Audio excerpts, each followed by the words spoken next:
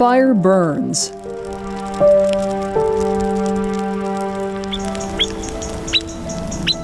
But it can also renew.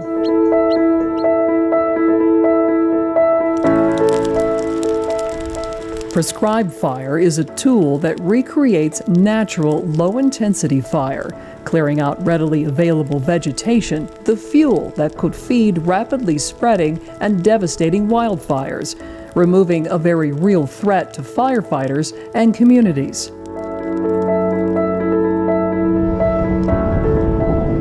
And helping the forest repair itself, becoming stronger, healthier, and more fire resilient.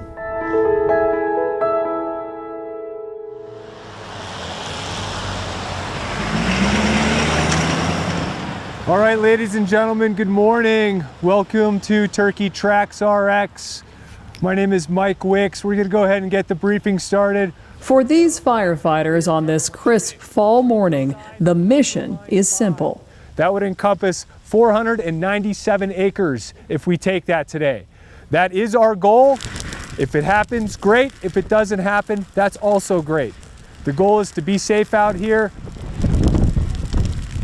Winds 3 to 5 southwest. Using prescribed fire to reduce hazardous vegetation or fuel that could feed a high-intensity, devastating wildfire, threatening surrounding communities and infrastructure. The Turkey Tracks area is a user-created recreational target shooting area on the Pike National Forest, Pikes Peak Ranger District. This area is located in the burn scar from the Hayman Fire in 2002.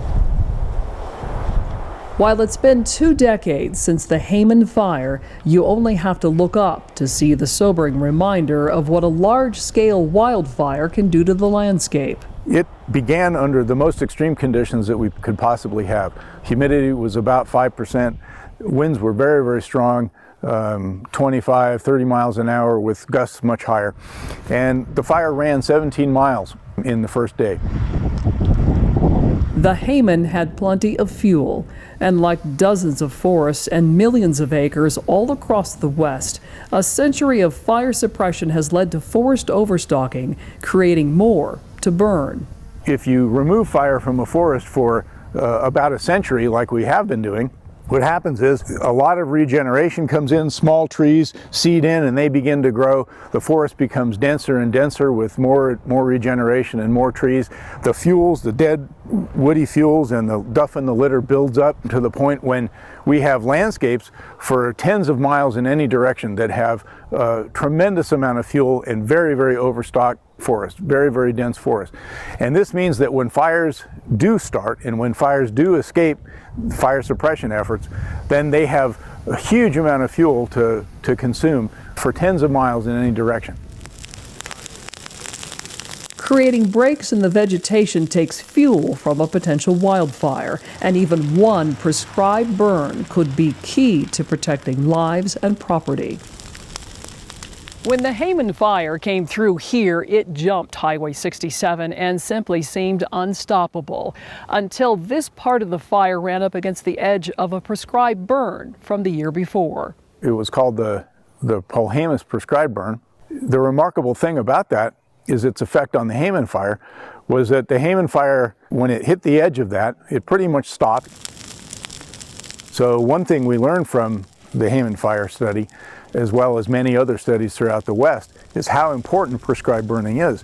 There really is no substitute for prescribed burning or for fire itself to come through and to clean up a lot of the duff in the litter, the deadened down woody fuels, to kill small trees that would otherwise grow up and make a very dense forest that would be easily destroyed by fire.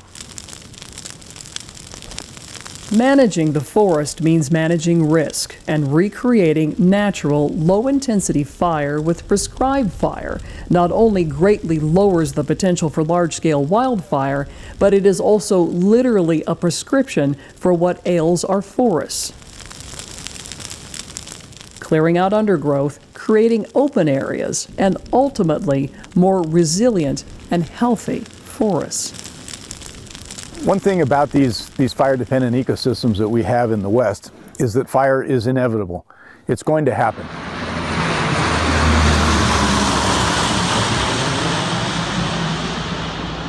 100% chance that fire will visit pretty much every forest that we have. The only choices that we really have then are when to have it and what kind to have. Prescribed fire is the only alternative to this, really, and that is to pick the time and the place and the conditions under which we do those burns.